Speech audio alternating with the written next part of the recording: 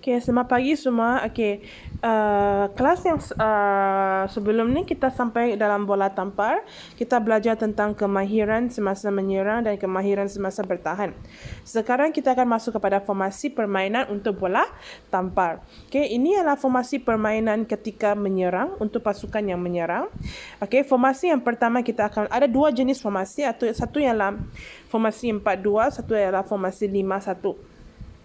Okay, formasi 4-2, okay, sistem serangan yang dipilih, okay, maksudnya sistem serangan yang dipilih perlu sesuai lah. Seperti biasa kamu tengok jenis-jenis permainan bola yang lain-lain, ada pelbagai formasi dan cara pemilihan formasi itu sangat penting dan dia perlu mengikut kebolehan dan kecekapan pemain dan juga tengok cara pihak lawan dia macam mana ke. Jadi formasi ini akan berubah mengikut situasi. Okay. Tetapi mari kita tengok kepada formasi 4-2 ya. Okay. Formasi 4-2 kita tengok ialah yang pertama. Kalau kamu ingat, kita tengok balik apa tu konsep. Ini ialah servis. Yang orang buang ni ialah servis. Lepas tu di sini posisi dia. Okay, kita tengok balik sini ya. Orang yang di sini kita panggil pengumpan. Lepas tu sini ialah perenjam. Dan sini ialah kita serang balik. Okey. Mari kita teruskan.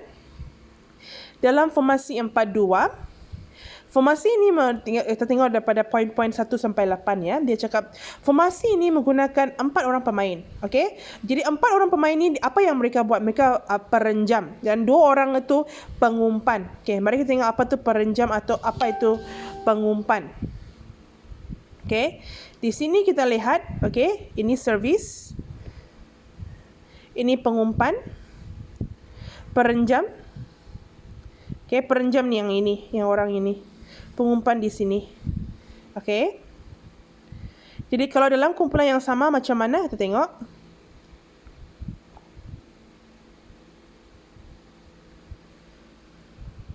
Okey. Nombor 2, pengumpan perlu sentiasa berada di bahagian depan. Bahagian depan. Kenapa? Kerana dia mengumpan, dia bertentangan antara satu sama lain. Okey, nombor 3, pengumpan melakukan umpangan dari tengah hadapan di sini. Lepas tu dia akan kepada perenjam yang berada di kiri dan kanan ataupun 2 perenjam dari belakang. Okey. Pasukan penyerang dia mempunyai pilihan untuk merenjam bola di atas, okey, terus strike apabila bola itu sudah lalu ke jaringan itu dan masuki tempat mereka, ataupun mereka boleh buat apa? Okay, sama ada pada sentuhan pertama atau kedua sebagai serangan mengejut. Okay, maksudnya sini mungkin mereka boleh ada yang renjam ni boleh dua movement. Mungkin satu kali orang tu tak dapat, mungkin dia buang kepada satu orang lagi, orang ni akan merenjam balik ke pihak lawan.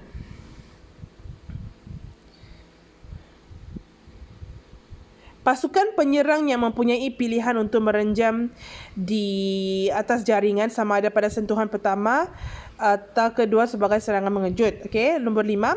Formasi 4-2 letakkan pengumpan sentiasa berada di tengah. Pengumpan sentiasa di tengah, di center, untuk memudahkan umpanan dilakukan sebagai serangan mengejut. Okey, formasi 4-2. 4-2. Okey. 4 maksudnya yang 4 tu adalah perenjam, yang 2 itu pengumpan. Okey, apa tu formasi 4-2? 4 orang renjam, 2 orang mengumpan. Mengumpan adalah untuk taktik untuk mengelirukan pihak lawan lah. Okey. Nombor 6. Pada penggerakan 1, kita tengok penggerakan 1 di sini. Pengumpan S1, okay, di S1 di sini berada di tengah hadapan manakala S2 di belakangnya. Pada penggerakan 2, S1 akan bertukar kedudukan dengan penyerang apabila servis telah dilakukan. Kalau ada servis, dia akan tak ada di center sudah, dia akan ke tepi. Mereka pun, yang belakang pun akan ke tepi. Pada penggerakan yang kedua, pengumpan S1 akan bertukar kedudukan dengan penyerang apabila servis telah dilakukan, dan penyerang pergerakan yang ketiga, S2 akan bertukar kedudukan dengan penyerang untuk mengekalkan kedudukan pengumpan berada di tengah hadapan gelanggang. Sama sajalah. Jadi ini dua adalah untuk masa servis dilakukan. Ini adalah masa macam biasa, tiada kamu tengah strike goal, cubaan untuk strike goal lah. Okey, tapi kalau kamu yang buat servis, ini ada dua jenis penggerakan 2 dan penggerakan 3. Okey. Okey, tengok cara permain menentukan pemenang dalam formasi 4-2 seperti biasa. 2 kumpulan, setiap kumpulan 6 orang. Okey, formasi 4-2, 4 orang perenjam, 2 orang pengumpan. Kedua-dua dia gunakan formasi yang telah dipelajari. Jadi kumpulan A akan lakukan servis, ini adalah servis. Manakala kumpulan B akan menerima servis dan bersedia untuk menyerang kembali ke jaringan pihak lawan. Setiap kumpulan dia boleh menggunakan strategi yang mereka rasa sesuai, dan dia menggunakan peraturan dan undang-undang dalam bermain. Kumpulan yang mengumpul 25 markah, 25 markah terawal dikira sebagai pemenang. Okey, mari kita tengok kekuatan dan kelemahan formasi 4-2. Okey, formasi ini mudah, ringkas dan tidak mengelirukan. Sangat ringkas kerana dia cuma pengumpan sahaja yang akan bertukar tempat. Kalau pengumpan tahu di mana dia mau bertukar tempat, penyerang cuma perlu bersedia sahaja. Kerana 2 saja pengumpan, yang lain semua penyerang. Kedua, mempunyai pengumpan bagi setiap barisan hadapan dan belakang. Kalau kamu ingat, depan dan belakang ada pengumpan. Jadi sebenarnya sangat safe. Penerimaan servis lebih baik kerana terdapat 2 orang pengumpan, iaitu barisan. Kerana dari servis ini ada sini pertama, pengumpan pertama, kedua. Jadi kalau dia tak cukup panjang, dia boleh kasih kepada pengumpan yang di belakang dulu, lepas tu pengumpan ke belakang, kasih pengumpan ke depan, baru orang yang akan shoot kepada pihak lawan di sini. Kelemahannya, hanya 2 orang perenjam yang boleh dilakukan pada satu-satu masa. Kalau tiba-tiba penyerang pihak lawan menyerang, kan terkejut kerana cuma 2 orang saja, yang lain cuma penyerang. Jadi penyerang tu mungkin cuma menyerang sahaja, mereka tidak mungkin akan terkejut ke pengumpan cuma 2 orang kan. Jadi untuk menghadang serangan daripada pihak lawan mungkin tak cukup kerana 2 orang saja. Okey. Mari kita tengok kepada formasi 5-1. Wah, ini tadi kita ada nampak 2 pengumpan. Sekarang 5-1, kita tengok berapa pengumpan tinggal lah dalam formasi 5-1. Mari kita mulakan. Formasi seterusnya ialah formasi 5-1. Okey. Dia cuma tadi kita tengok formasi 4-2 ada 2 pengumpan dan 4 perenjam. Di sini 5-1 obviously ada 5 perenjam, 1 sahaja pengumpan. Okey. 1 sahaja pengumpan, dan pengumpan itu kalau kita tengok dari sini formasi dia, formasi 5-1 ada beberapa jenis. Dia tengok ada 6 jenis, tapi saya rasa macam berubah-ubah, tapi dia boleh di barisan hadapan, dia juga boleh di barisan belakang. Mari kita tengok poin 1 sampai 8. Apakah yang dimaksudkan dengan formasi 5-1? Okey, 5 orang pemain, okey, sebagai perenjam, dan 1 sahaja yang akan bertindak sebagai pengumpan. Okey, pengumpan akan berada di barisan belakang, dan 3 orang pemain barisan hadapan akan bertindak sebagai perenjam. Tapi saya rasa dia boleh di belakang juga. Tengok, kalau tengok Raja 4, 5 dan 6. Ni, Raja 4, 5 dan 6. Pengumpan boleh bertukar ke hadapan pada bila-bila masa itu. Kalau dia tak mau di belakang, dia boleh ke depan juga. Tapi dia boleh bertukar-tukar. Sekejap dia di depan, sekejap dia di belakang. Ini yang senang kalau 1 orang sahaja. Ya. Kita tengok apa kekuatan dia. Cikgu rasa kalau 1 saja pengumpan, dia boleh bergerak dengan, dia boleh strategize sendiri, dan dia tidak perlu memikirkan pengumpan yang satu lagi macam mana. Kalau formasi 4-2, dia perlu berkomunikasi dengan orang itu. Tapi kalau dia seorang saja, dia boleh melakukan strategi itu secara sendiri dengan cepat, dan membuat keputusan dengan cepat tanpa perlu signal dengan dia punya pengumpan yang satu. Kalau dia 1 orang saja pengumpan. Okey. Poin nombor 4. Apabila pengumpan berada di barisan hadapan, kalau dia di depan, okey, di sini, Salah seorang perenjam kiri atau kanan boleh bertindak sebagai pengacah bagi mengelirukan lawan. Jadi maksudnya mungkin dia tipu-tipu, dia jadi pengumpan, tapi dia bukan pengumpan, dia cuma mungkin pegang accept itu bola sekecil saja, tapi dia bukan motif utama dia cuma perenjam. Mungkin dia accept bola itu daripada pengumpan, tapi sebenarnya dia punya job ialah untuk merenjam sahaja. Apabila pengumpan berada di barisan hadapan, okey, tunggu dulu ini menyusahkan ini. Okey.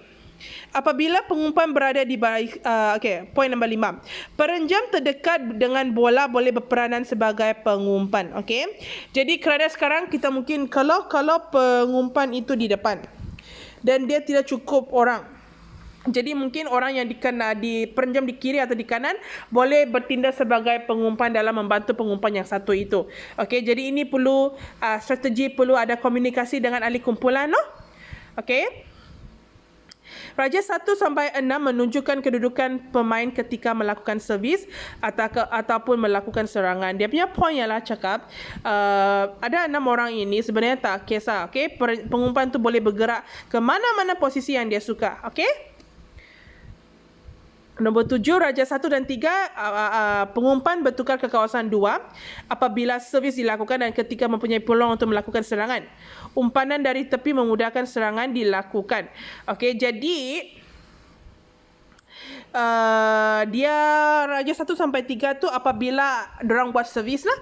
Kalau pihak kamu sendiri membuat servis, kamu guna yang formasi pengumpan berada di depan, ataupun kalau dia di tepi untuk mengumpan supaya dia mempunyai peluang untuk menyerang. Tapi 4 sampai 6 apabila servis dilakukan penggerakan pengumpan dari arah belakang bertukar kepada kawasan 2 apabila servis dilakukan atau pasukan mempunyai peluang untuk melakukan serangan. Umpanan akan dilakukan dari kawasan tepi gelanggang. Cara bermain seperti biasa, setiap dua kumpulan setiap orang ada 6 orang. Gunakan formasi yang mereka tahu. Kumpulan A melakukan servis, B menerima servis dan menyerang. Setiap kumpulan berbebas untuk menggunakan formasi yang mereka fikir sesuai. Kumpulan yang berjaya mengumpul 25 markah terawal dikira sebagai pemenang. Apa kekuatannya? Kekuatannya ialah terdapat 5 orang perenjam pada satu masa ketika pengumpan menghantar bola. Maksudnya semua orang boleh fokus untuk menyerang. Itu kekuatan dia. Okay? Mudah mengatur serangan dan serangan menyeluruhkan. Kerana 5 orang. Jadi pihak lawan tahu dia perlu tengok yang mana. Kerana ada 5 orang penyerang. Atau kita cakap perenjam. Jika pengumpan bermain dengan baik, pengadang pihak lawan tidak mempunyai masa yang banyak untuk melakukan adangan. Variasi dia punya serangan sangat pelbagai jenis. Kelemahannya satu saja ke pengumpan, itu bahaya dia. Apabila pengumpan berada di bahagian hadapan, cuma 2 perenjam yang boleh dilakukan untuk merenjam daripada 3 orang. Okey? Apa yang dia maksudkan kalau tiba-tiba, kita tengok ini ya. Tiba-tiba kalau dia di sini, kan diorang 2 ialah merenjam, jadi dia ialah mengumpan. Tiba-tiba kalau bola datang atau mereka ingin merenjam, tapi posisi bola itu ke center sini susah kerana yang merenjam ialah yang 2 di tepi. Itu maksud dia, kelemahan dia. Okey.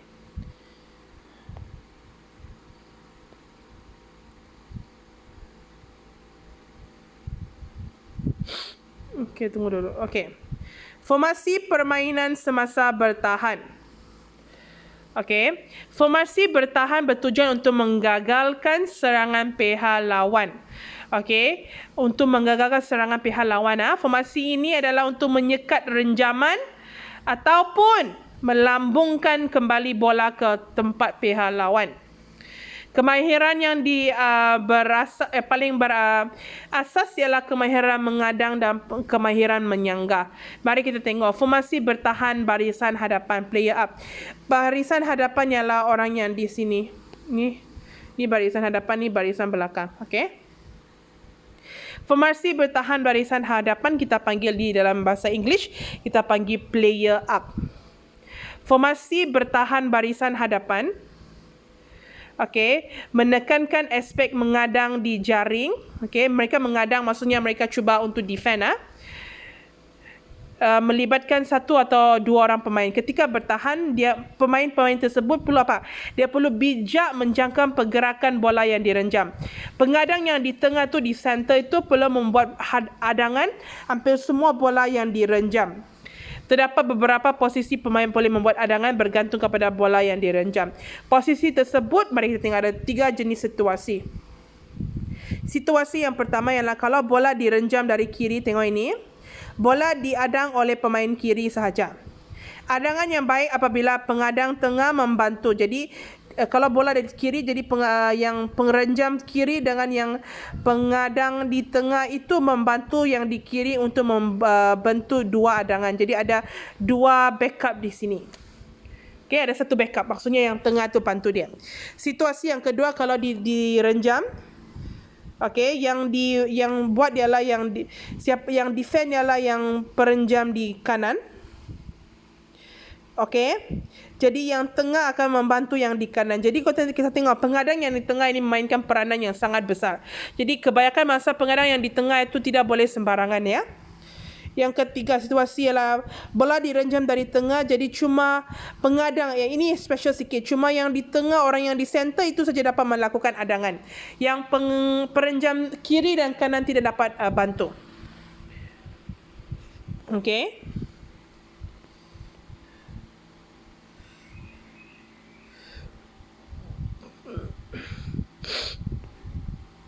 Mari kita tengok formasi bertahan barisan belakang, player back. Okey, mari kita tengok ini adalah bahagian belakang ya. Kalau bola direnjam dari kanan di sini kanan Jadi mari kita tengok besar sikit. Jadi pemain hadapan akan melakukan andangan di jaring sebelah kanan. Jadi pemain di posisi 6 di sini. Nampak arrow itu? Akan bertindak sebagai pengumpan di barisan, berada di garisan serangan berhampiran dengan pengadang kanan. Kerana dari sini mungkin kalau mereka terdapat, mungkin bola itu ke sini, ataupun mereka akan passing ke sini. Pemain di posisi 1 dan 5 akan bertindak sebagai pemain pertahanan ini. Okey, belakang kiri dan kanan akan berada di bahagian belakang untuk mengangkat renjaman yang melepasi adangan. Kalau mereka terdapat defend, orang ini semua backup untuk sambut bola itu dan menyerang kembali ke jaringan pihak lawan. Situasi yang kedua, bola direnjam dari arah kiri. Sama juga. Jadi yang bantu ialah yang mana? Ini. Jadi ini semua bantu mengadang kalau adangan di sini tidak berjaya. Tapi biasanya bola itu begini. Faham? Nampak tak? Okey. Situasi ketiga, bola direnjam dari tengah. Di tengah pula posisi 2, 4.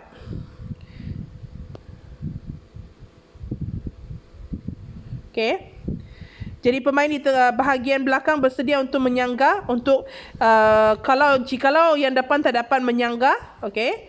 Jadi yang belakang perlu bersedia untuk menyangga bola yang direjam oleh pihak lawan.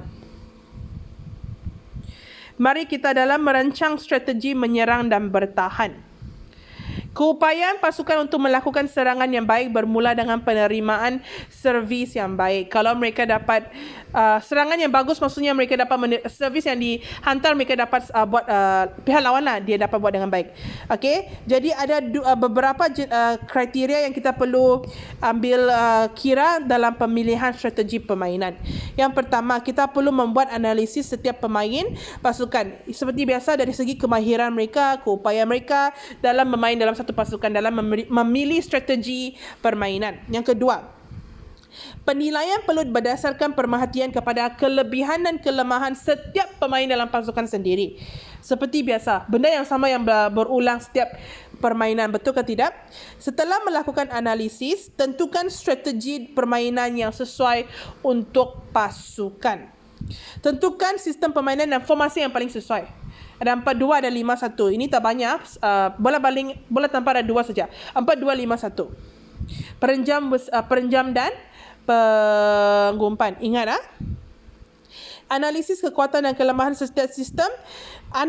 Kita perlu analisis kekuatan dan kelemahan setiap sistem dan sesuaikan dengan keupayaan pasukan. Aktiviti formasi serangan dan bertahan. Setelah menentukan pemilihan strategi permainan, pasukan perlu menetapkan formasi pasukan. Okey, dia perlu masa servis, dia perlu menentukan jenis dan taktikal servis serta mengenal pasti pemain yang boleh melakukan servis terbaik.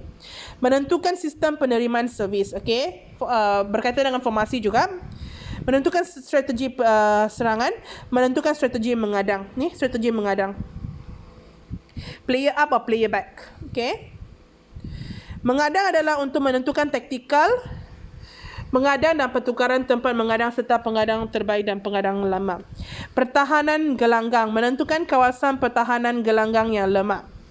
Pemain yang lemah ketika pertahanan gelanggang serta menentukan liputan pertahanan ketika diserang oleh pihak lawan. Dalam menentukan komposisi pasukan, 6. Bagi memastikan pasukan dapat bermain dengan baik, perkara berikut perlu diambil perhatian. Pastikan 6 pemain yang bermain. Strategi permainan menggunakan sistem 4-2, formasi 4-2 atau 5-1. Menentukan pemain penyerang utama yang di tengah tu center yang akan bantu perenjam kiri atau kanan. Tapi kalau dibuang ke tengah, dia saja boleh mengadang bola itu. Jadi orang yang di tengah itu sangat penting. Yang tengah hadapan itu. Okey.